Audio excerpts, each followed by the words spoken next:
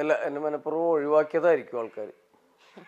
അങ്ങനെയാണ് എനിക്ക് തോന്നുന്നത്. കാരണം ഒന്ന് കൊറോണയുടെ ഒക്കെ ഒരു ഗ്യാപ്പ് ഉണ്ടായിരുന്നു. അതെ അതെ തീർച്ചയായിട്ടും. പിന്നെ ഞാനിങ്ങനെ സിനിമയ്ക്ക് വേണ്ടി വിളികളൊന്നുമില്ല, ആരെയും കോണ്ടാക്ട് ചെയ്യലോ എന്താണ് പരിപാടി അങ്ങനെ ഇങ്ങനെയൊക്കെ ചോദിക്കലൊന്നും എൻ്റെ ഭാഗത്തുനിന്ന് ഇല്ല.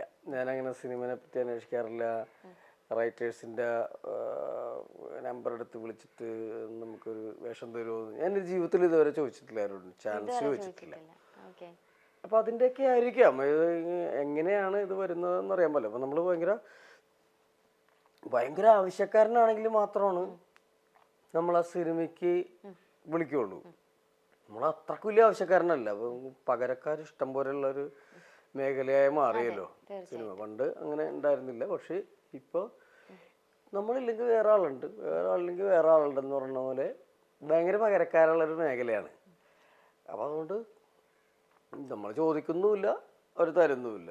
നമ്മൾ വിളിക്കുന്നുമില്ല, അവരും വിളിക്കുന്നില്ല എന്ന് പറഞ്ഞ പോലെയുള്ള ഇതാണ്. പക്ഷെ അടുത്ത കാലത്തായിട്ട് അതിന് നമുക്ക് പരാതിയും ഇല്ല. എനിക്കൊരു പരാതിയില്ല. ഇതൊക്കെ ബോണസാണ്.